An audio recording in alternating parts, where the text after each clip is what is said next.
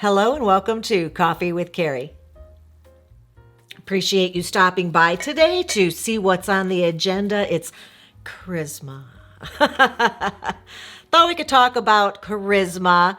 We had an episode about recently, I don't know if it's aired already or if it's coming up, but it's Are You Boring? And I thought the opposite of boring and how to be boring. Let's aspire to something even bigger than not being boring, shall we? And I thought, because charisma is not necessarily something you're born with, it is a nature and nurture situation, and they say it is something that we can learn. I thought we could talk about that. Before we start, I wanted to say, if you are new here, I'm Carey. I'm a matchmaker and a dating coach.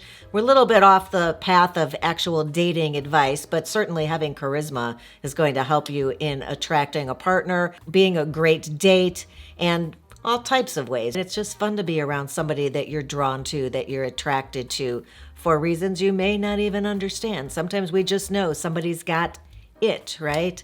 Oh, yeah. And before we moved on, I did want to thank Michelle Manning and Stephen. Gotta check my notes. I think it's Litchford, if I'm not mistaken, for buying me a cup of coffee. I appreciate that. Buying me coffee, that kind of went towards my microphone fund, which I just got a new one. If things are sounding a little bit different starting last week or so, that's probably because I've upgraded my microphone. My coffee slush fund that you guys help with has grown so that I was able to use it towards a microphone, and I really appreciate that.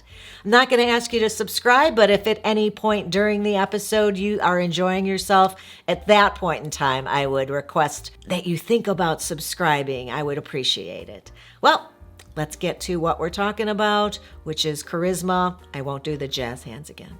Just a little side note, the word charisma, actually, I think it's Greek, but don't trust me on this. I'm not trustworthy here, but means divine gift.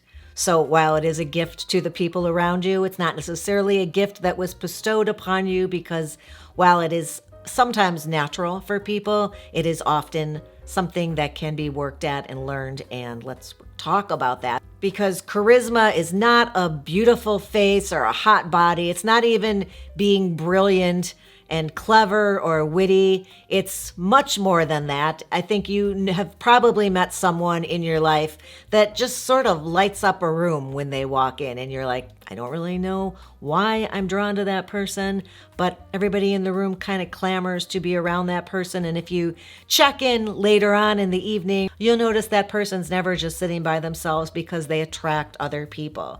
And that is what charisma is good for. It's something that draws people to you in a way that they want to be in your company. If the whole topic of being able to draw people to you is interesting, I'd recommend the book. It's an oldie but a goodie, How to Win Friends and Influence People. I've read that a few times. You can read it multiple times, honestly. It's the reason why celebrities are interesting to us. I think most celebrities on stage or on screen have that charisma about them that makes us drawn to them. The people that have charisma are the people that you'd be like, I'd see anything that person's in. For me, that would probably be Ryan Reynolds. I think I binged like 4 of his movies over the last 2 weekends. And I just think he's so charismatic. He's funny, he's charming, he's cute, and there's something extra about him that makes me want to spend more time with him watching his movies. Let's talk about a few things that we should be aware of if charisma is something we are trying to develop or have a little bit more of in our personality. Some things that we should keep in mind to have a little more pizzazz and to be interesting enough that other people will be drawn to us because we have that light within. First of all, looks, sure, but often it's more about carriage, to use a old-timey phrase here. It's about the way they carry themselves, their posture, the way that they move in the world or in a room even. So being aware that bad posture, bad carriage, anything that feels negative or closed down is probably the opposite of having charisma. People who are charismatic own the space that they are in. They take up more space. And as I do that, and I'm like doing this proud type of a posture, and that's why body language is so telling. You would think that somebody who has that upright posture, as opposed to somebody who's sitting like this is me reading or on my telephone, my bad posture.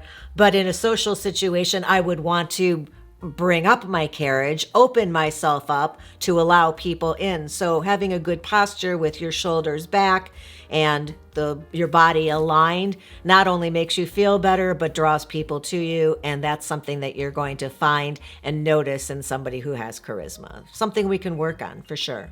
Orally, I think we should be aware of our voice, not just what we say or how. It's all of that. What we say, how we say it. So somebody who is not confident and talks down here because they seem unsure is not drawing other people in. It does sometimes make people lean in to say, wait, what are you saying? And they're coming towards you, but not in the way we would want them to.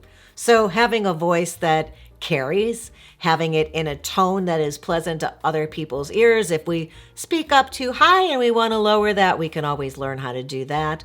Vice versa. There's definitely voice coaches out there and YouTube videos on how to make your voice more appealing to other people, but it's not just the way it sounds. Obviously, we want to avoid that tonal thing that's pretty monotonous where we get stuck talking, and I think we talked about this in the boring episode.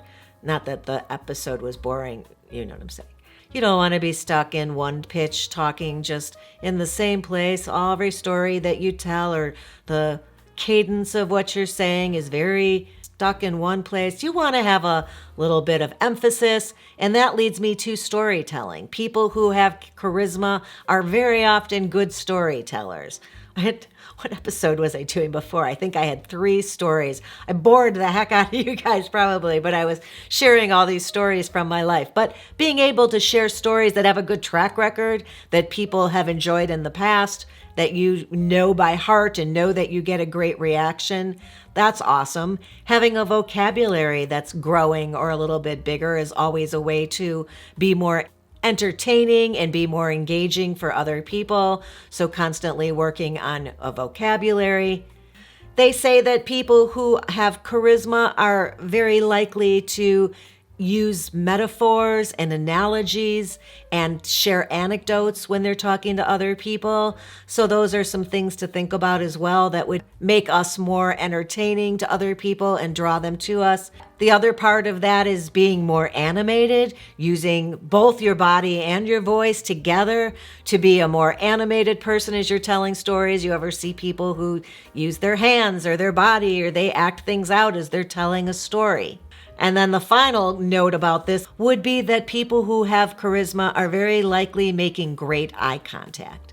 So they're not afraid to look you directly in the eye, speak to you, square off and face you, and make you feel often that you're the only person in the room when you're talking to them. That's a very charismatic move. To make somebody feel special enough that the room disappears and you feel that this person is solely focused on you is a cool power move, and also a sign of someone who's charismatic.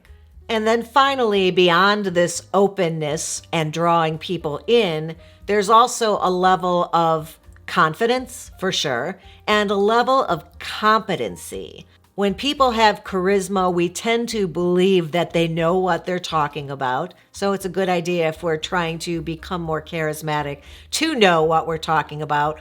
Otherwise, we become blowhards, I think is the word I'm looking for. Just talking like me with my Greek word charisma. I don't know if it's Greek or not, but if I say it with enough confidence, you're going to believe me, and that's not good, right? So also the message itself is positive. So I think that you'll never find somebody who you think is charismatic and find them also being a Debbie Downer or a Donald Downer and being charismatic as well. Is there a sense of self-centeredness? No, typically not. With people who are charismatic, the deal there is that they make you feel like you're the important one. And that's so charming, so charismatic. So a couple tips, some things to think about if charisma is something that you would like to develop, or being more charismatic on dates and meeting new people. And that's charisma for you. So if it's something that you aspire to, as many people would, I would suggest, see if taking all of these into account and practicing doesn't make more people seem to enjoy your company. Hey, nothing to lose, everything to gain, right? I appreciate you stopping by today. I would hope to do it again, so please subscribe to the channel if you had any fun here at all, and do as Mother is telling you down there. There's my little mama reminding you to give the episode a thumbs up. I look forward to seeing you back again soon. Appreciate you being here today. Until next time, have a good one. Very charismatic.